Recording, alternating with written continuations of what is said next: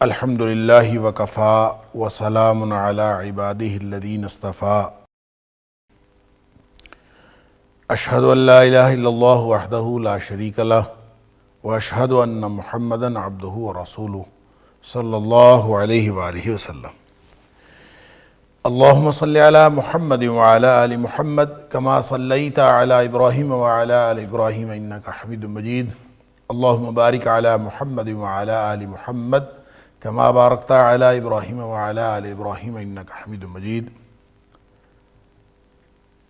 اما بعد فاعوذ باللہ السمیع العلیم من الشیطان الرجیم من ہمزہ ونفخہ ونفثہ بسم اللہ الرحمن الرحیم۔ الحمدللہ الذی انزل علی عبدہ الکتاب ولم یجعل لہ عوجا۔ ہر قسم کی تعریف ہے اس ذات کے لیے، الذی وہ ذات انزل علی عبد الکتاب جس نے نازل کی اپنے بندے پر کتاب، ولم یجعل لہ عوجا اور اس میں کسی قسم کی ٹیڑھ اور کجی نہیں رکھی۔ آیت نمبر 1 سورۃ الکہف، یہاں سے آج کے سبق کا آغاز اللہ کی توفیق سے ہو رہا ہے، اور جیسا کہ آپ کو معلوم ہے کہ گزشتہ درس کے اختتام پر سورۃ الکہف کے مضامین کا تعارف ہم نے حاصل کر لیا تھا، اور پھر سورۃ الکہف کو الکہف کیوں کہا جاتا ہے، یعنی اس سے مراد ایک غار ہے۔ پہلے بھی بات میں نے عرض کر دی کہ اس کا وجہ تسمیہ اصحاب کہف ہیں۔ اصحاب کہف غار والے کچھ لوگ تھے۔ ایک کہانی، ایک قصہ مشہور تھا جس کے بارے میں کوئی کنفرم بات نہیں ہے کہ یہ کس زمانے کے لوگ تھے اور کون تھے۔ مختلف روایتیں البتہ مختلف تفاسیر کے اندر موجود ہیں۔ کچھ لوگوں کا خیال یہ ہے کہ یہ حضرت عیسیٰ علیہ السلام کے بعد ہوئے، اور اس پر آپ کہہ سکتے ہیں کہ زیادہ تر مفسرین کا خیال یہ ہے کہ یہ حضرت عیسیٰ علیہ السلام کے زمانے کے لوگ تھے، اور انہوں نے جو دین قبول کیا تھا وہ حضرت عیسیٰ علیہ السلام کا لایا ہوا دین تھا، اس کو انہوں نے قبول کیا تھا۔ اور جو اس وقت دقیانوس نامی بادشاہ تھا، وہ بت پرست بادشاہ تھا، اس نے اس لیے ان کے ساتھ دشمنی کی۔ لیکن علامہ ابن کثیر علیہ رحمہ کا خیال یہ ہے کہ یہ لوگ حضرت عیسیٰ علیہ السلام سے پہلے کے لوگ ہیں، اس لیے کہ اگر یہ عیسیٰ علیہ السلام کے زمانے کے لوگ ہوتے، ایک تو تاریخی طور پر کوئی حوالہ ایسا نہیں ہے جس کی بنیاد پر ہم زمانے کا تعین کر سکیں۔ البتہ علامہ ابن کثیر کی یہ بات بہت اہم ہے کہ ان کے خیال میں یہ سوال کہ اصحاب کہف کون تھے، یہ ان سوالوں میں سے ایک سوال تھا جو یہود مدینہ نے قریش مکہ کے ذریعے سے نبی اکرم صلی اللہ علیہ وسلم سے کیا تھا۔ اگر حضرت عیسیٰ علیہ السلام کے دور کے لوگ ہوں اصحاب کہف، اور اس دور میں حضرت عیسیٰ علیہ السلام کا لایا ہوا دین وہ قبول کیا ہو تھا، تو وہ دین اسلامی یعنی عیسوی شریعت پر یہ عمل کرنے والے ہوں، تو اس سے پھر یہود کو کوئی خاص تعلق ہونا بنتا نہیں ہے۔ یہود کے ہاں اس بات کی کوئی اہمیت نہیں بنتی اگر یہ اس دور کے لوگ ہوں، چونکہ یہودیوں نے اس بات کو اہمیت دی اور انہوں نے سوال میں یہ بات رکھی، اور نبی اکرم صلی اللہ علیہ وسلم کا امتحان لینے کے لیے گویا انہوں نے 3 سوال قریش مکہ کو بتائے کہ آپ یہ سوال کریں تو اگر تو یہ سچا نبی ہوگا تو اس کا جواب ضرور دے گا۔ ایک اس میں اصحاب کہف کون تھے، ایک سوال یہ کہ روح کیا ہے، اور ایک سوال یہ کہ ذوالقرنین وہ شخص جو زمین کے مشرق و مغرب میں گھوما پھرا وہ کون تھا۔ تو 2 سوالوں کے جواب اس صورت میں ہیں، اور ایک سوال کا جواب سورہ بنی اسرائیل میں قُلِ الرُّوحُ مِنْ أَمْرِ رَبِّي يَسْأَلُونَكَ عَنِ الرُّوحِ، یہ بات ہو چکی سورہ بنی اسرائیل کے اندر۔ اور گزشتہ درس کے اختتام پر جب میں نے اس صورت کا تعارف پیش کیا تھا تو میں نے یہ بات بھی عرض کی تھی کہ بعض لوگوں کا خیال یہ ہے کہ وہ 3 سوال اصحاب کہف، ذوالقرنین اور تیسرا روح کا سوال نہیں تھا، بلکہ وہ موسیٰ علیہ السلام اور خضر علیہ السلام کے قصے سے متعلق تھا، اور وہ اللہ کریم نے اسی صورت کے اندر بیان فرمایا ہے۔ بہرحال یہ صورت نازل ہوئی اور اس کے بارے میں یہ بھی آتا ہے کہ نبی کریم صلی اللہ علیہ وسلم سے جب انہوں نے سوال کیا تو آپ نے فرمایا کہ میں کل جواب دوں گا، اور آپ کا خیال یہ تھا کہ وحی کا سلسلہ آ جائے گا، وحی آ جائے گی، لیکن وحی نہ آئی، بلکہ 15 دن تک وحی نہ آئی۔ اللہ اکبر! تو اس کے بارے میں پھر اللہ کریم نے یہاں آیت نمبر 23 کے اندر اس کا ذکر بھی ہے کہ وَلَا تَقُولَنَّ لِشَيْءٍ إِنِّي فَاعِلٌ ذَلِكَ غَدًا إِلَّا أَن يَشَاءَ اللَّهُ، جب بھی کہنا ہو کہ کل یا کل کلا میں کوئی کام کروں گا، مستقبل کے بارے میں کوئی بھی بات کرنی ہو تو انشاءاللہ کہہ کے کیا کرے، اس لیے کہ کل کیا ہونا ہے سوائے اللہ کے اور کوئی نہیں جانتا، اور اللہ کا چاہا ہی ہوتا ہے۔ تو جب معلوم ہی نہیں ہے تو آپ کہہ دیں کہ میں کل کروں گا اور پھر کر نہ پائیں، جیسا کہ ہوا نبی کریم صلی اللہ علیہ وسلم کے اوپر 15 دن وحی نہیں آئی، تو اس پر کہتے ہیں کہ طرح طرح کی چیمیں گوئیاں بھی شروع ہو گئیں، پھر بالآخر وحی نازل ہوئی اور اللہ کریم نے اس میں یہ بھی بات شامل کر دی کہ آئندہ کبھی کوئی معاملہ ہوگا تو مستقبل کی بات ہو تو انشاءاللہ کہہ کے کیا کرے، اور وَاذْكُرْ رَبَّكَ إِذَا نَسِيتَ، ہاں اگر کبھی بھول بھی جائے تو جب یاد آئے اس وقت اللہ کو یاد کر لیا کرو، یعنی انشاءاللہ کہنا بھول گئے ہو تو جس وقت موقع آئے، جب یاد آئے تو اس وقت انشاءاللہ کہہ لیا کرو۔ تو اس سے یہ سوالوں کی نوعیت ہے اور یہود کے لیے سوال کی اہمیت ہے، گویا ایک استدلال علامہ ابن کثیر نے کیا ہے کہ یہ لوگ، ان کا زمانہ حضرت عیسیٰ علیہ السلام کا زمانہ نہیں، اس سے پہلے کا زمانہ ہے۔ بہرحال اس کے بارے میں کہا یہ جاتا ہے کہ دقیانوس بادشاہ کے دور میں کچھ لوگ تھے، چند نوجوان تھے، اور ان کو قرآن نے فتیہ کہا ہے۔ فتیہ ایک ایسی جماعت کو کہتے ہیں جو تھوڑے لوگوں کی جماعت ہو، چھوٹی جماعت، اور اہل لغت نے لکھا ہے کہ فتیت ان کا جو ایسے یہ لفظ کا اطلاق ایسے لوگوں پر ہوتا ہے، ایسی تعداد پر ہوتا ہے جو 9 سے کم، تو یعنی کہ چھوٹا سا گروہ تھا۔ کون تھے یہ لوگ؟ بعض نے کہا یہ شہزادے تھے اور بادشاہ کے دین پر نہیں تھے، اور بادشاہ ان کو بت پرست بنانا چاہتا تھا، اور ان لوگوں نے اس سے بغاوت کا اعلان کیا، اور بادشاہ کے ظلم و ستم سے بچنے کے لیے پھر کسی غار میں جا کے پناہ لے لی انہوں نے، اور وہاں اللہ تعالیٰ نے ان کے اوپر نیند مسلط کر دی، اور پھر یہ 309 سال تک وہاں سوئے رہے۔ دوران میں اللہ تعالیٰ نے ایک دفعہ ان کو جگایا، اور وہ بھی ایک یعنی عبرت کے لیے اور سبق کے لیے تھا، اور یہ اپنا جو ان کے پاس سکہ وغیرہ تھا وہ لے کر گئے کہ تاکہ اس سے کھانا وغیرہ خریدیں، تو لوگوں کو پتہ چل گیا۔ اس کے بعد اللہ تعالیٰ نے دوبارہ ان کے اوپر موت مسلط کر دی۔ تو یہ ایک نشانی کے طور پر اللہ تعالیٰ نے دکھایا کہ یہ اصحاب کہف جو ہیں یہ ایک نشانی ہے۔ تو بعض نے کہا کہ یہ کارکنان تھے، شہزادے نہیں تھے، کارکنان تھے، اور ظاہر کارکن جو ہے وہ بھی اپنے ان کی حیثیت غلاموں کی سی ہوتی ہے، تو وہ اگر بادشاہ کے دین پر نہ ہوں اور اسی ملک میں رہنا چاہیں تو ان کے لیے پاسبل نہیں تھا، لہذا وہ اپنا دین بچانے کے لیے، عقیدہ بچانے کے لیے وہاں سے چلے گئے۔ جو اس سورہ کہف کی فضیلت میں یہ بات ذکر ہوئی کہ یہ بڑی فضیلت والی صورت ہے، اس کے اندر اس سے سکینت نازل ہوتی ہے۔ حضرت اسید بن حدیر رضی اللہ تعالیٰ عنہ والا قصہ ہے کہ وہ سورہ کہف پڑھ رہے تھے تو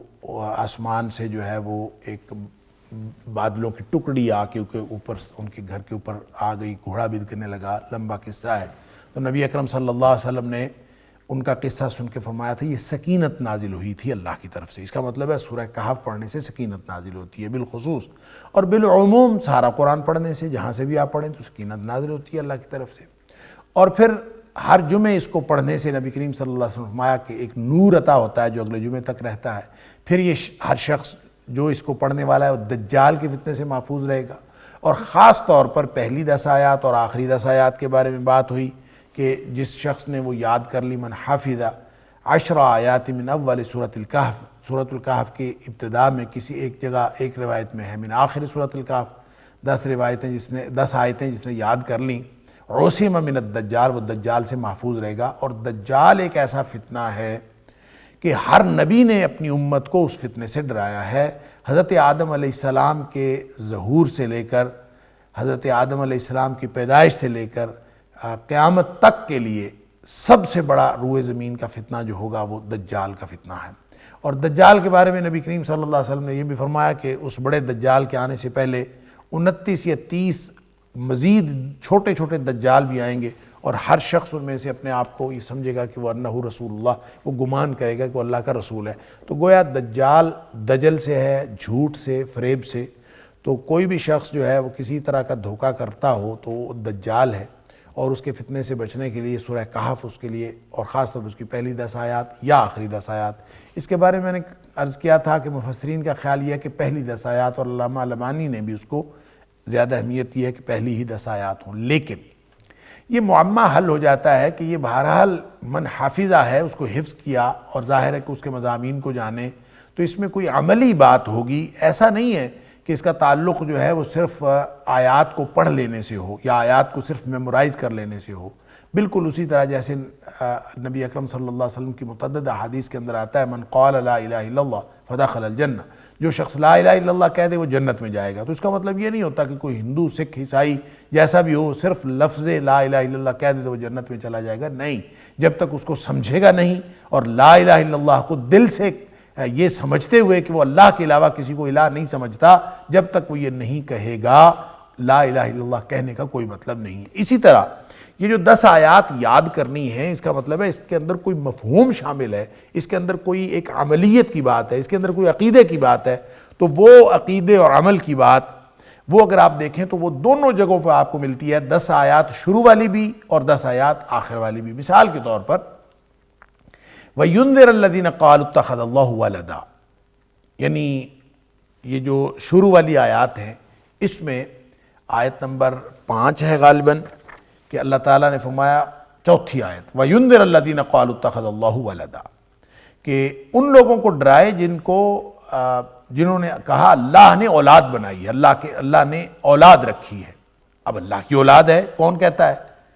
عیسائیوں نے حضرت عیسیٰ علیہ السلام کو اللہ کا بیٹا قرار دیا، مشرکین نے فرشتوں کو اللہ کی بیٹیاں قرار دیا، یہودیوں نے حضرت عزیر علیہ السلام کو اللہ کا بیٹا قرار دیا۔ تو علی ھذا القیاس یہ گویا عقیدے کی بات ایک کی گئی ہے، اور دوسری بات ساتھ ہی عمل کی ہے، سبحان اللہ۔ اور وہ عمل کی بات کیا ہے کہ وَيُبَشِّرُ الْمُؤْمِنِينَ الَّذِينَ يَعْمَلُونَ الصَّالِحَاتِ أَنَّ لَهُمْ أَجْرًا حَسَنًا، کہ ان لوگوں کو خوشخبری دیں جو ایمان بھی رکھتے ہیں اور عمل صالح بھی کرتے ہیں کہ ان کے لیے بہت اچھا اجر ہے، ایک بات۔ اور دوسری بات آیت نمبر 7 میں فرمائی اِنَّا جَعَلْنَا مَا عَلَى الْأَرْضِ زِينَةً لَهَا لِنَبْلُوَهُمْ أَيُّهُمْ أَحْسَنُ عَمَلًا، کہ یہ جو روئے زمین پر ہم نے جتنی بھی زینت عطا کی ہے، یہ ساری کی ساری ہم نے اس لیے عطا کی ہے کہ تاکہ ان لوگوں کا امتحان کرے کہ ان میں سے اچھے عمل کرنے والا کون ہے۔ تو اس کا مطلب یہ ہوا ایک عقیدہ ہے اور دوسرا عمل ہے۔ اگر کوئی شخص اپنا عقیدہ اور عمل ٹھیک کرتا ہے تو 10 آیات کو حفظ کرنے کا مطلب یہ ہے کہ اپنے عقیدے کو بھی درست کرے اور عمل کو بھی درست کرے، اسی چیز کا امتحان ہو رہا ہے، تو کامیاب وہ رہے گا، بچے گا وہ، اور عصمہ من الدجال، جو دجال کے فتنے سے محفوظ رہے گا، وہ اپنے ایمان اور عمل صالح کی وجہ سے رہے گا۔ اسی طرح اس کو اگر آپ آخری 10 آیات کو دیکھیں تو آپ کو وہاں بھی عقیدے اور عمل کی بات نظر آتی ہے۔ أَفَحَسِبَ الَّذِينَ كَفَرُوا أَن يَتَّخِذُوا عِبَادِي مِن دُونِي أَوْلِيَاءَ إِنَّا أَعْتَدْنَا جَهَنَّمَ لِلْكَافِرِينَ نُزُلًا، اللہ اکبر۔ تو أَفَحَسِبَ الَّذِينَ كَفَرُوا أَن يَتَّخِذُوا عِبَادِي مِن دُونِي أَوْلِيَاءَ، یہ کافروں نے کیا سمجھ رکھا ہے کہ وہ مجھے چھوڑ کر میرے علاوہ میرے بندوں میں سے، میری مخلوق میں سے وہ اولیاء بنا لیں گے، کارساز بنا لیں گے، اسی وجہ سے ان کے لیے جہنم اللہ تعالیٰ نے مہمانی کے طور پر تیار رکھا۔ اللہ اکبر۔ یہ آخری 10 آیات، سبحان اللہ، آیت نمبر 102 ہے غالباً۔ اب اس میں یہ بھی بات فرمائی قُلْ هَلْ نُنَبِّئُكُمْ بِالْأَخْسَرِينَ أَعْمَالًا، آیت نمبر 103 ہے۔ قُلْ، اے حبیب صلی اللہ علیہ وسلم ان کو بتا دیجئے، هَلْ نُنَبِّئُكُمْ بِالْأَخْسَرِينَ أَعْمَالًا، کیا میں تمہیں یہ اس بات کی خبر دے دوں کہ کون ہے جو اعمال کے اعتبار سے خسارہ پانے والا ہے؟ اللہ اکبر۔ کون ہے خسارہ پانے والے؟ جو لوگ الذین ضل سعیہم فی الحیات الدنیا وہم یحسبون انہم یحسنون صنعا، جن کی دنیا کی زندگی کی محنت ضائع گئی اور ساری دنیا کے لیے تھی، وہ دنیا میں گم ہو گئی۔ وہم یحسبون انہم یحسنون صنعا، اور وہ یہی سمجھتے رہے کہ وہ اچھے کام کر رہے ہیں۔ گویا کہ نیک عمل ہوگا تو وہ بچے گا، نہیں تو ان کی ساری کی ساری محنت گئی، ضائع گئی۔ اور فرمایا کہ یہ ان کے سارے اولئک الذین حبطت اعمالہم، یہ وہ لوگ ہیں جن کے سارے اعمال ضائع ہو گئے۔ اللہ اکبر۔ اب یہ جو عقیدے اور عمل کی بات شروع میں اور عقیدے اور عمل کی بات آخری 10 آیات میں، تو اس سے نتیجہ یہ نکلتا ہے کہ جو اللہ کریم نے اس صورت کے اندر جو کچھ بھی رکھا ہے اور اس کو جو دجال کے فتنے سے محفوظیت کی بات جو کی ہے، اور خاص طور پہ پہلی 10 آیات اور آخری 10 آیات کی جو بات کی ہے، تو اس کا مطلب ہے صرف ان کو رٹ لینے سے انسان دجال کے فتنے سے محفوظ نہیں ہوگا، بلکہ اس کی جو معنویت ہے اور ان کا جو عقیدے اور عمل کے ساتھ جو تعلق ہے، اس کو جب تک نہیں اپنائے گا اس وقت تک وہ دجال کے فتنے سے محفوظ نہیں رہ سکتا۔ اس لیے بھی کہ دجال مادیت کا استعارہ ہے، اور تاریخ انسانی میں اس سے بڑی مادیت کی کوئی دھوکے والی چیز اور دنیا کو مادیت کا دھوکہ اس لیے کہ وَمَا الْحَيَاةُ الدُّنْيَا إِلَّا مَتَاعُ الْغُرُورِ، یہ دنیا کی زندگی ہے ہی دھوکے کا سامان، اور لیکن سب سے بڑا دھوکہ وہ ہوگا جب دجال اپنے دجل اور فریب سے دنیا کائنات کا سب سے بڑا دھوکہ کرے گا۔ ویسے تو اس سے پہلے جو ماحول ہے، جو سارا ماحول بنا ہوا ہے، یہ بھی دھوکے کا دور ہے، یہ دجال کا دور ہے۔ آپ اس کو دجال کا دور کہہ سکتے ہیں، دجالیت کا دور کہہ سکتے ہیں، دجل و فریب کا دور کہہ سکتے ہیں۔ اس کے اندر جتنی چیزیں ہو رہی ہیں، جتنا ایک دوسرے کو دھوکہ دیا جا رہا ہے اور جتنی چیزوں کے اوپر ملمہ کاری کی جا رہی ہے، یہ سارا دجال کا، اور اس کے لیے ایک پلاٹ تیار کیا جا رہا ہے، اس کے لیے منظر کشی کی جا رہی ہے، اس کے لیے پورا میدان تیار کیا جا رہا ہے۔ لیکن جو دجال اصل میں ہوگا، جو آخری بڑا دجال، جس کو مسیح دجال کہا ہے، وہ ایک شخص ہوگا، ایک فرد ہوگا۔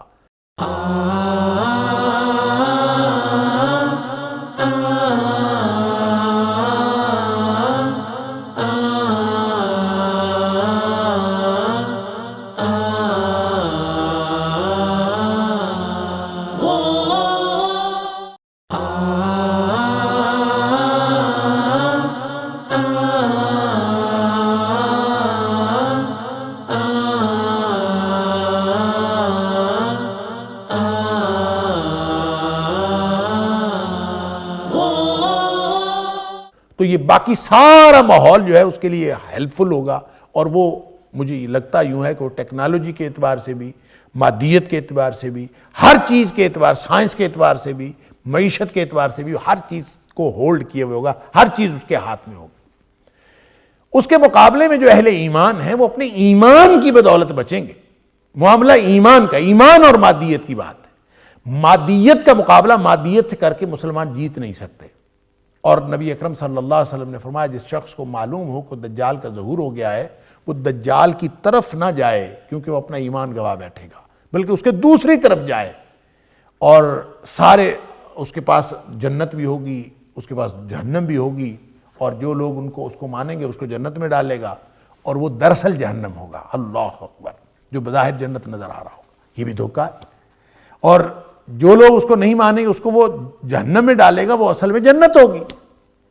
اب یہ سارا اس کا تعلق ایمان کے ساتھ ہے، اور اس کے ماتھے کے اوپر کاف را کافر لکھا ہوا ہوگا، کافا را کافر، لیکن نظر کس کو آئے گا؟ صرف اہل ایمان کو نظر آئے گا، ہر شخص کو نظر نہیں آئے گا۔ اہل ایمان جانچ لیں گے کہ یہ کافر ہے۔ گویا پورا کا پورا جو یہ قصہ ہے اور پورا جو دجال کا فتنہ ہے، اس فتنے میں ایمان اور مادیت کی کشمکش ہے، اور کامیاب وہ ہوں گے۔ پہلی 10 آیات بھی اور آخری 10 آیات بھی جو بات بتا رہی ہیں وہ یہ کہ یہ کامیاب وہ ہوں گے جو اپنے ایمان، اپنے عقیدے اور عمل کی حفاظت کرتے ہیں۔ عقیدہ اور عمل جس کا ہوگا وہی کامیاب ہوگا۔ اللہ اکبر! نبی اکرم صلی اللہ علیہ وسلم نے آئندہ آنے والے سالوں کو دھوکے کے 10 سال بھی قرار دیا، صبر اور ڈٹنے کے سال بھی قرار دیا۔ آپ نے فرمایا کہ انہا ستاتی علی الناس سنون خداع، لوگوں کے اوپر دھوکے کا دور آنے والا ہے، دھوکے کے سال آنے والے ہیں۔ گویا جب دجال آئے گا تو اس سے پہلے دھوکے کے سال آئیں گے، تو لگتا یوں ہی ہے کہ دجال جو ہے اس کی آمد قریب ہے، لیکن آمد دجال یہ کتنا عرصہ لگتا ہے، اس میں کتنی دہائیاں لگتی ہیں، اللہ کو معلوم ہے۔ لیکن جو سیکوینس نبی کریم صلی اللہ علیہ وسلم کی حدیث سے پتہ چلتا ہے، اس میں دجال نے بڑی نشانیوں میں سب سے پہلے نہیں آنا، بلکہ سب سے پہلے امام مہدی کا ظہور ہونا، اور مسلمان جو ہیں وہ پھر امام مہدی کے ہاتھ پر بیعت کر کے امام مہدی کے ساتھ مل کر وہ جنگ کریں گے، لڑائی کریں گے، اور بہت لمبی اور بڑی لڑائی ہوگی۔ اللہ اکبر! پھر ان لڑائیوں میں ایک حصہ مسلمان وہ ہوں گے جو مانیں گے ہی نہیں امام مہدی کو، وہ ان سے بڑا کافر اور بے ایمان اور منافق کوئی نہیں ہوگا، اور باقی جو 2 حصے ہیں ان میں سے آدھا وہ شہادت میں کام آ جائیں گے۔ نبی اکرم صلی اللہ علیہ وسلم فرمایا روئے زمین پر ان سے بہتر شہید کوئی نہیں ہوگا، اور جو تیسرا حصہ مسلمان بچیں گے فرمایا ان کا وہ ایمان ہوگا جس کو پھر اس کے بعد کبھی آزمایا نہیں جائے گا، وہ بہترین مومن ہوں گے، ان جیسا کوئی مومن نہیں ہوگا۔ اللہ تعالیٰ ہمیں بھی اس لشکر میں کرے اور ہمارے ایمان کی حفاظت ہو۔ اور لیکن ان دونوں جگہوں کی پہلی 10 آیات ہوئیں اور آخری 10 آیات میمورائز بھی کریں۔ نبی پاک صلی اللہ علیہ وسلم نے فرمایا من حافظہ، تو حفظ بھی کریں، اس کو یاد بھی کریں، لیکن اصل تعلق اس کا عقیدے اور عمل کے ساتھ ہے۔ اپنا عقیدہ درست رکھیں، ایمان مضبوط رکھیں۔ دیکھیں نبی کریم صلی اللہ علیہ وسلم نے پھر حالات پتہ نہیں کیسے ہوں گے، کیا کس قدر خوفناک، اتنا بڑا فتنہ ہے کہ ہر نبی ڈراتا رہا، اور اس فتنے میں وسائل ان کے پاس ہوں گے، اور اس کا مطلب یہ ہے کہ جو ایمان والے ہوں گے ان کے اوپر جو آزمائش ہوگی شاید کھانے کو بھی ان کو نہ ملے۔ کیونکہ ایک روایت میں آتا ہے کہ صحابہ نے نبی کریم صلی اللہ علیہ وسلم سے پوچھا کہ اللہ کے رسول صلی اللہ علیہ وسلم جب آ گیا دجال اور سارے وسائل اس کے پاس ہوں گے تو ہم کیا کھائیں گے، اور اس کی طرف تو ہم نے جانا نہیں، تو ہم کھائیں گے کیا؟ تو نبی اکرم صلی اللہ علیہ وسلم نے فرمایا تمہیں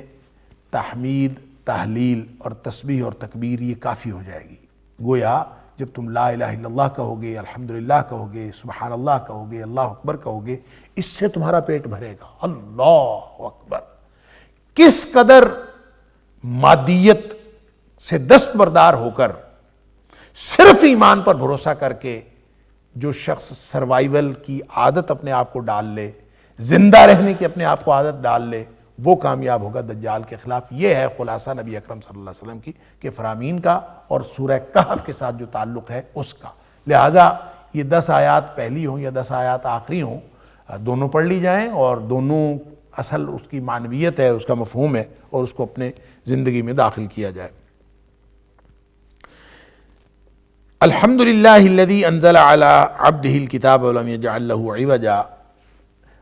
ہر قسم کی تعریف اللہ کے لیے ہے، اس ذات کے لیے انزلہ جس نے نازل کیا علی عبدہ اپنے بندے پر الکتاب، کتاب نازل کی، ولم یجعل لہ عوجا، اس میں کوئی ٹیڑھ نہیں رکھی، کتاب میں کوئی ٹیڑھ نہیں۔ اللہ اکبر! اور یہ ٹیڑھ ظاہر ہے کوئی ایسا نہیں ہے کہ یہ کہنا پڑا قرآن کو کوئی اس کے اندر ٹیڑھ تھی، ایسا نہیں ہے، قرآن میں تو ٹیڑھ ہے ہی نہیں۔ یہ اصل میں اہل کتاب کا ایک اعتراض ہے، یا وہ اس کے مفاہیم کو بگاڑ کے ٹیڑھا بنانا چاہتے ہیں، یا پھر وہ ٹیڑھا یعنی جس کا ذکر اللہ تعالیٰ نے قرآن حکیم کے اندر فرمایا کہ یا اہل الکتاب لما تصدون عن سبیل اللہ، یہ سورہ آل عمران کی آیت نمبر 99 کے اندر ہے غالباً۔ اے اہل کتاب تم اللہ کے راستے سے کیوں روکتے ہو؟ من آمن، جو لوگ ایمان والے ہیں، وَتَبْغُونَهَا عِوَجًا، اور تم اس کو ٹیڑھا کرتے ہو، یعنی مفاہیم کو تم بگاڑتے ہو اور اس کی ٹیڑھ چاہتے ہو۔ اور اسی طرح الذین یصدون عن سبیل اللہ، سورۃ الاعراف کے اندر فرمایا وَيَبْغُونَهَا عِوَجًا وَهُمْ بِالْآخِرَةِ کافرون، کہ یہ لوگ وہ ہیں جو اللہ کے راستے سے روکتے ہیں اور اس کی ٹیڑھ چاہتے ہیں، اس میں ٹیڑھ پیدا کرنے کی کوشش کرتے ہیں، اور آخرت کے ساتھ یہ لوگ کفر کرنے والے ہیں۔ تو اس سے یہ نتیجہ نکلا کہ یہ قرآن کے اندر عوج ہے نہیں، یہ اہل کتاب کوشش کرتے ہیں اس میں ٹیڑھ پیدا کرنے کی، اور اللہ کا قرآن کیٹاگوریکلی اس کو رول آؤٹ کر رہا ہے کہ قرآن کے اندر قطعاً کسی قسم کی ٹیڑھ نہیں ہے، یا پھر اس کو ٹیڑھ پیدا کرنے کی کوشش وہ کرتے ہیں جن کے اپنے دلوں کے اندر ٹیڑھ ہوتی ہے۔ اللہ اکبر! جس کا ذکر سورہ آل عمران کی ابتدا میں اللہ کریم نے فرمایا محکم اور متشابہات آیات ہوتی ہیں۔ کچھ آیات ایسی ہیں منہ آیات محکمات، جو محکم آیات ہیں، ہن ام الکتاب، یہ کتاب کی اصل وہی ہیں، اسی سے مفہوم سمجھ میں آ جاتا ہے، وہی ڈوز اور ڈانٹس ہیں، وہی اصل احکام ہیں۔ وَأُخَرُ مُتَشَابِهَاتٌ، اور کچھ دوسری آیات ہیں متشابہ ہیں، فَأَمَّا الَّذِينَ فِي قُلُوبِهِمْ زَيْغٌ، جن کے دلوں میں ٹیڑھ اور کجی ہوتی ہے، فَيَتَّبِعُونَ مَا تَشَابَهَ مِنْهُ ابْتِغَاءَ الْفِتْنَةِ وَابْتِغَاءَ تَأْوِيلِهِ، وہ پھر ایسی چیزوں کے پیچھے دوڑتے ہیں اور پڑھتے ہیں کہ میں جس کی اصل مراد اور اس کا اصل معنی میں ڈھونڈتا ہوں، اصل میں ان کے دل میں ٹیڑھ اور کجی ہوتی ہے، وہ لوگ اس کے پیچھے جاتے ہیں۔ گویا یہ جو ٹیڑھ اور کجی جس کا قرآن ذکر کر رہا ہے، الحمد تو ایک شکر کا کلمہ ہے، الحمدللہ رب العالمین سورہ فاتحہ کی ابتدا میں بھی ہے، اور خاص طور پہ یہاں جو اس سے ماقبل کی آیت ہے، یعنی سورہ بنی اسرائیل کی آخری آیت، اس میں بھی الحمدللہ ہے، وَقُلِ الْحَمْدُ لِلَّهِ الَّذِي لَمْ يَتَّخِذْ وَلَدًا وَلَمْ يَكُنْ لَهُ شَرِيكٌ فِي الْمُلْكِ وَلَمْ يَكُنْ لَهُ وَلِيٌّ مِّنَ الذُّلِّ وَكَبِّرْهُ تَكْبِيرًا۔ جس کو آیت عزہ کہا جاتا ہے، سبحان اللہ، تو اس میں بھی الحمدللہ اللہ کا شکر کرو، اور اس آیت کی ابتدا میں بھی الحمدللہ۔ اسی وجہ سے ان دونوں صورتوں کے جو مضامین کی مناسبت سے جو لوگ قرآن کے داخلی نظم کے قائل ہیں، انہوں نے اس کو جوڑا قرار دیا ہے کہ سورہ بنی اسرائیل اور سورۃ الکہف یہ جوڑا ہے۔ انہوں نے ساری قرآنی صورتوں کو جوڑا اور ایک زوجیت کے رشتے میں ثابت کیا ہے کہ یہ ہر صورت کا کسی دوسرے کی صورت کے ساتھ جو ہے وہ جوڑے کا تعلق ہے، اور وہ ان دونوں کو جوڑا قرار دیتے ہیں، اور ان کے مضامین کی داخلی شہادتوں کی بنیاد پر اس طرح کی بہت ساری چیزیں ہیں جو اس میں سے نکالی جاتی ہیں، اور بھی ہو سکتا ہے نکالی جا سکیں، لیکن یہ داخلی طور پر جو نظم کا تعلق ہے اور یہ جو آپس میں زوجیت کا تعلق ہے، یہ اس طرح کی بہت ساری معنوی اور لفظی اور ظاہری مناسبتیں ڈھونڈی جا سکتی ہیں، لیکن کیا اس کا تعلق قرآن فہمی سے اور قرآن کی ہدایت کے ساتھ ہے؟ اگر یہ قرآن کی ہدایت کے ساتھ تعلق ہوتا تو لازماً نبی اکرم صلی اللہ علیہ وسلم نے اس کو پہلے سے بتا دیا ہوتا۔ کیوں؟ اس لیے کہ یہ ڈیوٹی تھی نبی کریم صلی اللہ علیہ وسلم کی، وَأَنزَلْنَا إِلَيْكَ الذِّكْرَ لِتُبَيِّنَ لِلنَّاسِ مَا نُزِّلَ إِلَيْهِمْ، اے حبیب صلی اللہ علیہ وسلم آپ کی طرف ہم نے قرآن نازل کیا ہے تاکہ آپ لوگوں کو واضح کر کے بتا دیں کہ ان کی طرف کیا نازل ہوا ہے۔ گویا اگر یہ ہدایت کی بات، اور هُوَ الَّذِي أَرْسَلَ رَسُولَهُ بِالْهُدَىٰ وَدِينِ الْحَقِّ، وہی ہے جس نے اپنے رسول کو ہدایت اور دین حق دے کر بھیجا، لِيُظْهِرَهُ عَلَى الدِّينِ كُلِّهِ، اور یا ایھا الرسول بلغ ما انزل الیک من ربک، اے رسول جو کچھ آپ کے رب کی طرف سے نازل ہوا اس کو پہنچا دیجئے۔ تو نبی اکرم صلی اللہ علیہ وسلم نے جب ایسی کوئی داخلی جو نظم کی جو بات ہے اور ایسی جو تفصیلات ہیں ان کو ہدایت کے ساتھ نہیں جوڑا، تو ہم بھی اس کو ہدایت کے ساتھ نہیں جوڑ سکتے۔ البتہ علوم کی بہت ساری شکلیں ہو سکتی ہیں، علوم کے نئے نقطے، نئی جہات قرآن سے نکل سکتی ہیں، اور وہ ساری زندگی ان کو ثابت کیا جا سکتا ہے، لیکن اگر کسی شخص کو وہ داخلی نظم سے اتفاق نہ ہو، یا اس کی فہم اس کی سمجھ میں نہ آئے، یا اس کی تفہیم نہ رکھتا ہو، تو اس کا ہدایت سے کوئی تعلق نہیں ہے۔ ایسا نہیں ہے کہ وہ شخص ہدایت سے محروم ہوگا۔ البتہ قرآن میں علوم کے اور مختلف قسم کے جو علمی نکات ہیں یہ تو ساری زندگی نکلتے رہیں گے، اور نبی پاک صلی اللہ علیہ وسلم نے خود فرمایا لا تنقضی عجائبہ، اس کے عجائبات کبھی ختم نہیں ہو سکتے، ولا یخلق عن کثرت الرد، اور یہ نہ ہی یہ کبھی پرانا ہو سکتا ہے۔ لہٰذا اس کی زوجیت وغیرہ سے قطع نظر، اور اس کی جو مفاہیم کی معنویت اس سے قطع نظر، ایک جو ظاہری ہمیں جو مناسبت اور ربط نظر آ رہا ہے کہ سورہ بنی اسرائیل کی آخری آیت وَقُلِ الْحَمْدُ لِلَّهِ الَّذِي لَمْ يَتَّخِذْ وَلَدًا، اس میں بھی الحمدللہ کا ذکر ہے، اللہ کی تعریف کا ذکر ہے، اور یہاں بھی الحمدللہ اللہ کی ذکر اور اللہ کی تعریف کا ذکر ہے۔ تو الحمدللہ یہ پہلے بھی کئی دفعہ میں عرض کر چکا، حمد اس تعریف کو کہتے ہیں جو شکر کے جذبات کے ساتھ ہو، گویا دراصل یہ اللہ تعالیٰ کی نعمتوں کے اعتراف کے طور پر بولا جاتا ہے۔ جہاں کہیں الحمدللہ آتا ہے، قرآن نے بھی اس کو اسی اسلوب میں بیان کیا ہے، اور ہمیں جو الحمدللہ کہنے کے لیے کہا گیا، افضل کلمت شکر الحمدللہ، نبی کریم صلی اللہ علیہ وسلم فرمایا بہترین کلمہ شکر الحمدللہ ہے، اور یہ بھی فرمایا افضل الدعاء الحمدللہ، بہترین دعا بھی الحمدللہ ہے۔ اور اس میں فلسفہ کیا ہے؟ فلسفہ وہی شکر والا کہ تم شکر کرتے جاؤ، میں اور دیتا جاتا ہوں، لئن شکرتم لازیدنکم۔ تو انسان جب شکر کا کلمہ پڑھے گا تو وہ دعا بھی ہوگی، کیونکہ اس کے ذریعے سے اللہ تعالیٰ اس کو اور عطا کرتا چلا جائے گا۔ انزل علی عبدہ الکتاب، اس نے اپنے بندے پر کتاب نازل کی۔ اب یہ جو عبد ہے، لفظ عبد، یہ بھی ایک مناسبت ہے سورہ بنی اسرائیل کے ساتھ، کہ اس کے بھی سبحان الذی اسریٰ بعبدہ، اس کی پہلی آیت میں بھی عبد کا ذکر تھا، اور وہاں میں نے عرض کیا تھا کہ عبد کے اندر بہت زیادہ اپنائیت ہے، اور یہ ایک اصول بھی اس سے نکلتا ہے کہ کوئی شخص جو عبد ہونے کی انتہا کرتا ہے، اللہ تعالیٰ اس کے اوپر اپنی عطا کی انتہا فرما دیتے ہیں، سبحان اللہ۔ وہاں عطا ہوا تھا معراج، جس کا ذکر سورہ بنی اسرائیل کی ابتدا میں ہوا، اسراء و معراج، اور یہاں جو عطا ہونے کی بات ہو رہی ہے قرآن، تو اللہ کا قرآن بھی کائنات کی سب سے بڑی نعمت ہے، اللہ کا کلام، سبحان اللہ۔ تو وہ عطا ہو رہا ہے کس کو؟ عبد کو۔ تو جوہر قابل ہو تو ہم شان کئی دیتے ہیں، ڈھونڈنے والوں کو دنیا بھی نہیں دیتے ہیں۔ انسان عبدیت کی انتہا جو کرتا ہے، اللہ کی غلامی کی جو انتہا کرتا ہے، تو اللہ تعالیٰ اس کے اوپر اپنی عطا کی انتہا کر دیتے ہیں۔ یہ اس کے اندر ایک فلسفہ ہے جس کا ذکر میں نے سورہ بنی اسرائیل کی پہلی آیت کے دوران بھی کیا تھا۔ وہ ذات، اس کے لیے ساری تعریفیں ہیں، شکر ہے، انزل علی عبدہ الکتاب، جس نے اپنے بندے پر کتاب نازل کی، سبحان اللہ۔ اور کتاب بھی کیسی؟ وَلَمْ يَجْعَلْ لَهُ عِوَجًا، جس طرح یہودیوں نے عیسائیوں نے کہا کہ اس میں ٹیڑھ اور کجی ہے، یہ پیدا کرنے کی کوشش کی، یبغونہا عوجا یا تبغونہا عوجا، یا کوئی دلوں میں ٹیڑھ اور کجی والے قرآن کے مفاہیم کے اندر کوئی ٹیڑھ اور کجی ثابت کرنے کی کوشش کریں یا اس میں سے کوئی ایسے نقطے نکالنے کی کوشش کریں، تو سیدھی سی بات ہے قرآن نے کیٹیگوریکلی اس کو رول آؤٹ کر دیا کہ کسی بھی قسم کی کوئی ٹیڑھ اور کجی قرآن کے اندر نہیں ہے۔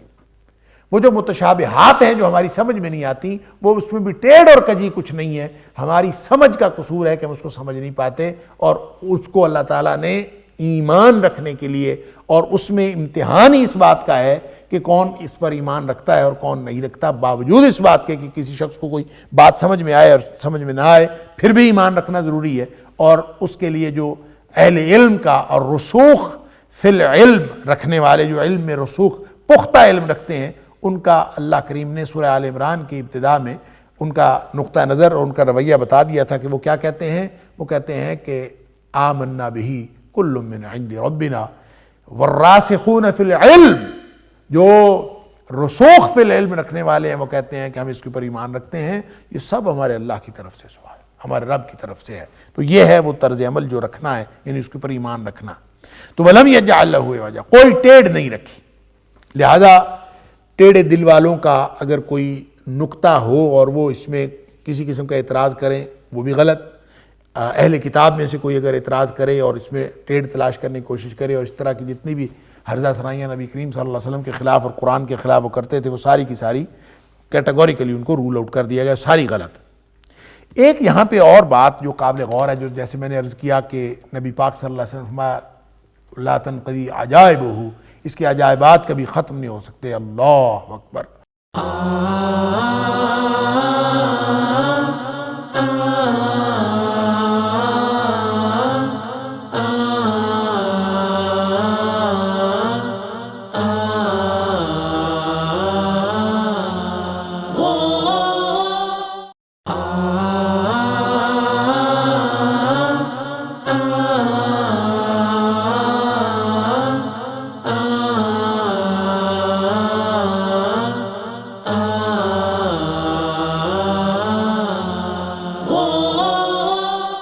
نئے نئے علوم قرآن کے اندر، اللہ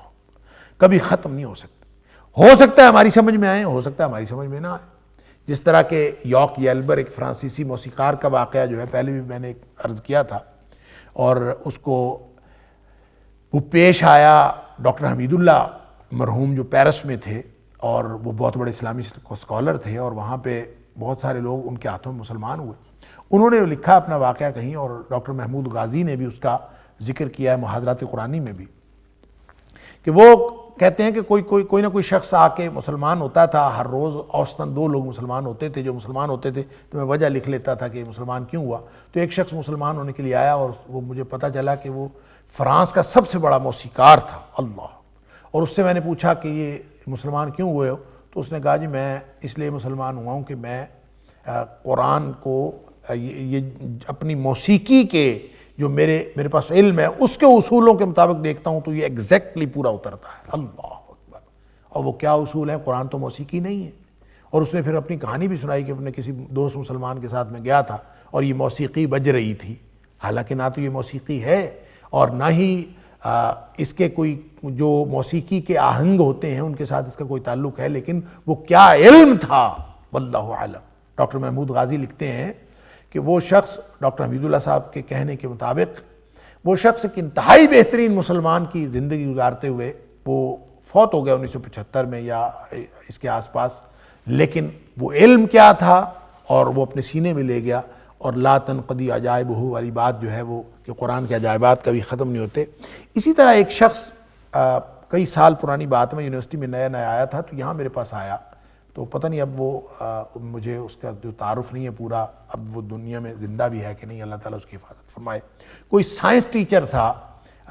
یعنی ریٹائرڈ سائنس ٹیچر، تو وہ کچھ دیر یہاں یونیورسٹی کے یہاں گیسٹ ہاؤس میں رہا، تو میری اس سے ملاقات ہوئی۔ میں نے کہا کیا کرتے ہو آج کل؟ کہتے تحقیق کر رہا ہوں۔ کس چیز میں تحقیق کر رہا ہوں؟ قرآن میں تحقیق کر رہا ہوں۔ میں سمجھا شاید پی ایچ ڈی وغیرہ کر رہا ہوگا۔ میں نے اس سے پوچھا کہ پی ایچ ڈی کر رہے ہو، کیا کر رہے ہو؟ نہیں، اس نے بتایا کہ وہ سائنس ٹیچر تھا، اس نے چھوڑ دیا، وہ صرف قرآن کی جو داخلی اس کے اندر بہت ساری پیشین گوئیاں ہیں جس کو وہ پیشین گوئیوں کے طور پر لیتا تھا، اور بہت سارے پہلو جو اس نے اپنی سائنسی بیک گراؤنڈ ہونے کی وجہ سے اور سائنسی ذہن کی وجہ سے قرآن میں سے دیکھے، اور اس کی وجہ سے اس نے ایک پورا ایک علم جو ہے وہ سمجھا کہ ہے، وہ تھا کہ نہیں تھا، لیکن وہ تحقیق اس حوالے سے کر رہا تھا۔ اور اس میں سے ایک بات یہ تھی کہ اس کا خیال یہ ہے کہ قرآن اس کی یہ جس طرح اس نے زباندانی کے دور میں جب یہ قرآن نازل ہوا تھا تو وہ زباندانی کا دور تھا اور لوگ جو ہیں وہ ماہر لسانیات ہوتے تھے، تو اس دور میں قرآن نے آ کے ایک چیلنج کیا اور جو بڑے بڑے فصحا اور بلغاء تھے وہ دنگ رہ گئے، اور قرآن نے جو ہے وہ ایک معجزے کے طور پر ان سب کو عاجز کر دیا۔ تو آج کا دور ویڈیو کا دور ہے، تو اس ویڈیو کے دور میں قرآن نے اب پھر ایک دفعہ ڈومینیٹ کرنا ہے، اور اس کا خیال یہ تھا کہ ہم جو کچھ بولتے ہیں، ہم جو آواز نکالتے ہیں، تو چونکہ انرجیز جو ہیں سائنسی طور پر باہم انٹرچینجیبل ہیں، ایک دوسرے میں تبدیل کیا جا سکتا ہے، انرجی کو ایک طرح کی توانائی دوسری طرح کی توانائی میں تبدیل کی جا سکتی ہے۔ تو اس کا خیال یہ تھا کہ اگر آواز والی جو توانائی ہے یعنی ساؤنڈ انرجی، اس کو اگر وی این انرجی یا پکچر انرجی میں تصویر میں تبدیل کر دیا جائے، آواز کو اگر تصویر میں تبدیل کر دیا جائے جو کہ سائنٹیفکلی ممکن ہے، اور کوئی ایسا کمپلیٹ اور پرفیکٹ سرکٹ بنا دیا جائے جس میں آواز کی تصویر نظر آئے، اگر کچھ ایسا ہو، اس کی تفصیلات اس نے بہت ساری بتائیں، اس نے کوئی 370 کے قریب آیات بھی قرآن حکیم سے نکالی ہوئی تھیں اپنے دعوے کے استدلال کے لیے۔ تو بہرحال اس کا کہنا یہ تھا کہ وہ جو اگر کوئی ایسا کمپلیٹ سرکٹ بن جائے تو اس میں جو انسان کوئی الفاظ بولے گا تو اس کی تصویر ٹیڑھی میڑھی آئے گی، اگر کوئی بھی الفاظ بولے جائیں گے تو باوجود سرکٹ کے پرفیکٹ ہونے کے جو انسانی الفاظ ہوں گے ان سے کبھی تصویر پرفیکٹ نہیں ہو سکتی، وہ دھندلی تصویر آئے گی۔ لیکن جب قرآن اس میں پڑھا جائے گا تو اس کی تصویر ٹیڑھی میڑھی نہیں ہو سکتی، وہ بالکل صحیح تصویر ہوگی۔ اور اس کا خیال یہ تھا کہ یہ جو فرمان ہے قرآن کا وَلَمْ يَجْعَلْ لَهُ عِوَجًا، کہ اس میں کوئی ٹیڑھ نہیں رکھی، اس کا معنی یہ ہے کہ یہ جدید دور میں بھی اور جدید ترین دور میں بھی جو اس کا آؤٹ کم ہوگا وہ پرفیکٹ ہوگا، اس میں کسی قسم کی ٹیڑھ نہیں ہو سکتی۔ کیونکہ عام فقرے میں تو وہ یہ کہتا تھا کہ میں اگر کہوں کہ میں نے پانی پینا ہے تو یہ میرا سادہ فقرہ ہے، اس میں ٹیڑھ کون سی ہے؟ قرآن اگر کہتا ہے کہ قرآن کے اندر کوئی ٹیڑھ نہیں رکھی تو یہ تو کوئی اعجاز والی بات نہیں ہے۔ کسی شخص کا بھی کوئی سادہ فقرہ ایسا ہو سکتا ہے جس میں کوئی ٹیڑھ نہ ہو۔ میں کہتا ہوں میں کوئی ایسا فقرہ بولتا ہوں، میں کہتا ہوں آج اتوار ہے، اب میرے بالکل سادہ فقرہ ہے، آج اتوار بھی ہے اور یہ ہر ایک کی سمجھ میں آنے والا ہے، اس میں کوئی ٹیڑھ نہیں ہے۔ تو قرآن کے اس چیلنج کا کیا مطلب ہوا کہ اس میں کوئی ٹیڑھ نہیں ہے؟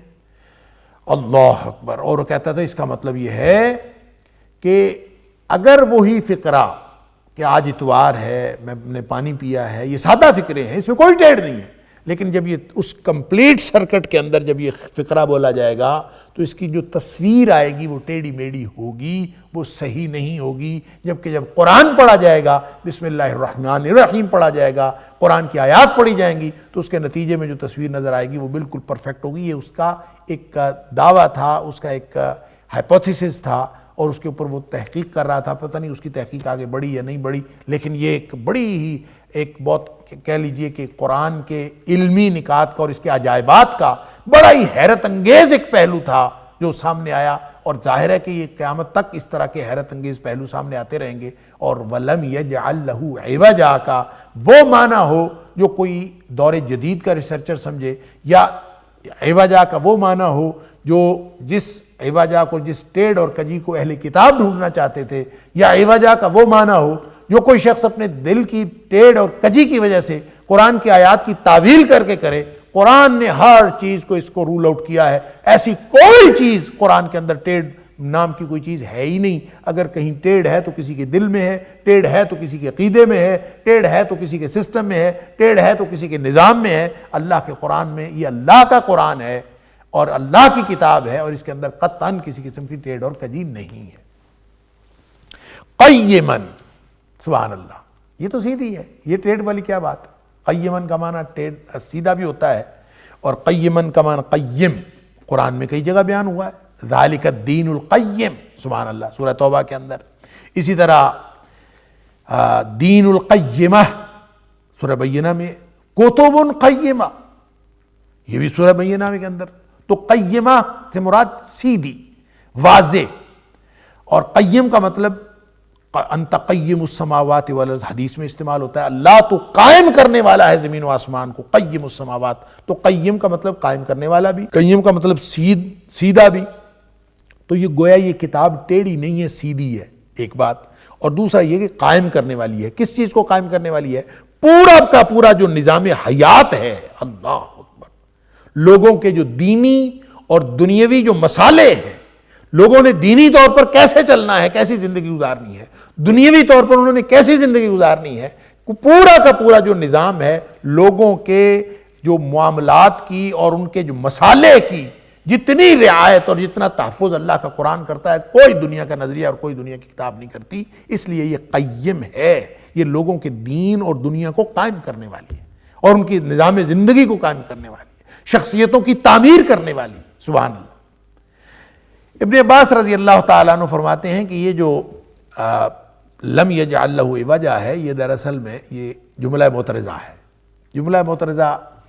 کسی بھی جملے کی بناوٹ میں کوئی ایک ایسا جملہ آ جائے جو ایک سیدھے چلتے ہوئے مفہوم میں ایک نیا مفہوم پیدا کرتا ہو، جس کا تعلق بظاہر لگتا ہو کہ یہ الگ ہے لیکن اس کا اصل سیکوینس کے ساتھ تعلق بھی ہو، تو اس کو جملہ معترضہ کہتے ہیں۔ تو وَلَمْ يَجْعَلْ لَهُ عِوَجًا، وہ کہتے ہیں اصل فقرہ جو تھا وہ یہی تھا، انزل علیہ علی عبد الکتاب قیما، کہ اس نے اپنے بندے پر، یعنی شکر ہے اس ذات کا جس نے اپنے بندے پر کتاب نازل کی جو سیدھی ہے، کتاب سیدھی ہے، یہ تھا اصل فقرہ۔ اس کے درمیان میں جملہ معترضہ ہے وَلَمْ يَجْعَلْ لَهُ عِوَجًا،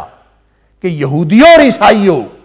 تم جس ٹیڑھ اور کجی کی تلاش میں رہتے ہو وہ ٹیڑھ اور کجی اس کے اندر نہیں ہے۔ تو یہ گویا جملہ معترضہ اس لیے اس میں ڈالا گیا کہ تاکہ وہ یہودی، وہ عیسائی جو اپنے عقیدوں کی بنیاد پر اور اپنے ٹریک ریکارڈ کی بنیاد پر، اپنی ہرزہ سرائیوں کی بنیاد پر اور اپنی خباستوں کی بنیاد پر وہ قرآن کے اندر اس طرح کی مختلف قسم کی جو نقطہ فنیاں کرتے تھے، ان کو کان ہو جائیں کہ ایسی کوئی بات نہیں۔ لِيُنذِرَ بَأْسًا شَدِيدًا، یہ تو انتہا درجے کی ایک بہت بڑی مصیبت کو، باسن شدیدن، اس کو اس سے ڈرانے کے لیے ہے، لِيُنذِرَ، تاکہ یہ ڈرائے، باسن شدیدن، اللہ اکبر،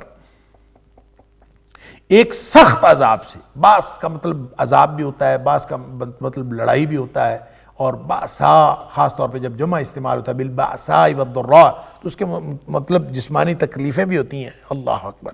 اور معاشی تنگی بھی اس سے مراد بعض نے لی ہے۔ تو گویا تنگیاں، تکلیفیں، آزمائشیں، مصیبتیں باسا ہوتی ہیں، اور اگر باس اکیلا استعمال ہو اس سے مراد عذاب بھی ہوتا ہے، اس سے مراد لڑائی اور جنگ بھی ہوتا ہے، اور اس سے مراد کوئی بڑی آفت بھی ہوتا ہے، کوئی مصیبت بھی ہوتا ہے۔ تو فرمایا کہ قرآن تو سیدھا ہے، اس میں کوئی ٹیڑھ اور کجی نہیں ہے، اور یہ شخصیتوں کی تعمیر کرنے والا، بندوں کے دینی اور دنیوی مسالے کی رعایت و تحفظ کرنے والی کتاب۔ فرمایا لِيُنذِرَ، قیمہ یہ سیدھی ہے، لِيُنذِرَ، اور یہ اس لیے نازل کی گئی ہے باسن شدیدن، تاکہ یہ اس بڑی مصیبت سے اور سخت ترین عذاب سے یہ ڈرا دے، من لدن ہو، جو اس کی طرف سے آئے گا، اللہ اکبر، یعنی اس کی طرف سے عذاب آئے گا، یا اس کی طرف سے یہ قیامہ یہ نازل ہوئی ہے، یہ اس کی طرف سے، اس کی جناب سے آیا ہے۔ وَيُبَشِّرَ الْمُؤْمِنِينَ، اور پھر ان حالات میں جب حالات لڑائی والے ہوں، شدید لڑائی والے، شدید عذاب والے، یا پھر تنگی اور آزمائشوں والے، تو اس میں ان کو بتا دے وَيُبَشِّرَ الْمُؤْمِنِينَ، تاکہ یہ قرآن ان کو خوشخبری دے دے جو اسی کی طرف سے نازل ہوا ہے، من لدن ہو، اللہ کی ذات کی طرف سے نازل ہوا ہے، تاکہ ان کو خوشخبری دے دے وَيُبَشِّرَ الْمُؤْمِنِينَ، کن کو خوشخبری دے دے؟ اہل ایمان کو۔ بات وہی جو میں نے پہلے عرض کیا تھا کہ شدید ترین حالات ہوں۔ اب یہ جو باسا ہے اس کو آپ اگر کھولنا شروع کر دیں تفصیل اس کی، تو باسا سے مراد ہر وہ مصیبت ہے جو مسلمانوں کو درپیش ہے انفرادی اور اجتماعی طور پر، درپیش ہوگی انفرادی اور اجتماعی طور پر، اس میں شامل ہے۔ اسی طرح اگر کوئی مسلمانوں کو جنگ کا ماحول درپیش ہے تو وہ جنگ بھی اس کا معنی ہے، اگر کوئی عذاب کسی کیفیت درپیش ہے تو وہ بھی اس کا معنی ہے۔ تو بچیں گے کس سے؟ ایمان والے ایمان سے بچیں گے۔ وَيُبَشِّرُ الْمُؤْمِنِينَ الَّذِينَ يَعْمَلُونَ الصَّالِحَاتِ أَنَّ لَهُمْ أَجْرًا حَسَنًا، اہل ایمان جو عمل صالح بھی کرتے ہیں، نیک عمل کرنے والے، ان کو خوشخبری دیتا ہے قرآن کہ ان کے لیے بہت بڑا اجر ہے۔ تو اس کا مطلب یہ ہوا کہ وہ جو بڑی مصیبت آنے والی ہے، باسن شدیدہ کا معنی آپ اگر بڑی مصیبت کر لیں، اگر اس کا معنی بڑی آفت کر لیں، تو اس سے مراد وہ بڑا فتنہ بھی مراد لیا جا سکتا ہے جو ابھی اس کی ابتدا میں جو سورۃ الکہف کے حوالے سے حدیث کے اندر ذکر ہوا ہے کہ دجال کا فتنہ آئے گا، اللہ اکبر، اور وہ روئے زمین کا سب سے بڑا فتنہ ہے، تو باسن شدیدن سے مراد وہ بھی ہو سکتا ہے۔ اگر لڑائی لی جائے تو اس کا مطلب ہے الملحمۃ الکبریٰ، جس کا حدیث کے اندر ذکر آتا ہے بہت بڑی لڑائی ایک ہوگی، اور وہ جو جنگ ہوگی وہ اس قدر خوفناک ہے۔ ابھی جو میں ذکر کر رہا تھا کہ امام مہدی آئیں گے تو پھر اس کے بعد جنگ ہونی ہے، امام مہدی نے بیعت لینی ہے جہاد پر، اور ظاہر ہے 1/3 مسلمان جو جہاد کو مانتے نہیں ہوں گے وہ بیعت نہیں لیں گے، وہ ویسے نکل گئے، ان کے ایمان کے ساتھ کوئی تعلق نہیں۔ باقی جو رہ جائیں گے ان میں سے آدھے مسلمان جو ہیں وہ کام آ جائیں گے اس کی جنگ میں، اتنی بڑی جنگ ہوگی اور وہ ملحمۃ الکبریٰ ہوگی، اور عیسائیوں کی تاریخ کے اندر بھی اس جنگ کا ذکر ہے، اور اس کو آرمگیڈن، ایک ہرمجدون، ایک بہت بڑی جنگ ہے ملحمۃ الکبریٰ، وہ جنگ ہونے والی ہے، اللہ۔ تو اس کا مطلب یہ ہوا کہ اس سے مراد آپ ملاحم کا دور لیں، جنگوں کا دور لیں، مصیبتوں کا دور لیں، دجالیت کا دور لیں، بڑے دجال کا مشرق دجال کا دور لیں، یا پھر آپ اس بڑے فتنہ جو دجال کے فتنے کا سے ڈرایا گیا اس فتنے کی بات کریں، تو بات یہ ہے کہ جو تحفظ اور ڈیفنس ہے، وَيُبَشِّرُ الْمُؤْمِنِينَ الَّذِينَ يَعْمَلُونَ الصَّالِحَاتِ أَنَّ لَهُمْ أَجْرًا حَسَنًا، کہ وہ جو خوشخبری ہے وہ اس قرآن کے ذریعے سے اور اس سورت کے ذریعے سے ان لوگوں کو ہے جو ایمان اور عمل کی حفاظت کرتے ہیں، ایمان اور عمل۔ یبشر المومنین الذین یعملون الصالحات، سبحان اللہ۔ ان کے اب اس کا مطلب یہ ہے کہ جس شخص نے ان فتنوں سے محفوظ رہنا ہے وہ اپنے عقیدے، ایمان اور اپنے عمل کی حفاظت کرے، اور وہ اس سے حفاظت کرے گا۔ ظاہر مشکل ہوتا جائے گا، آہستہ آہستہ اور مشکل ہوگا، جیسے حدیث میں آتا ہے کہ نبی کریم صلی اللہ علیہ وسلم نے فرمایا اپنے صحابہ سے کہ ان من ورائکم ایام الصبر، اے میرے صحابہ تمہارے بعد ایک ایسا دور آنے والا ہے جو ڈٹنے کا دور ہے، صبر کا دور ہے، اور ظاہر ہے صبر کے بغیر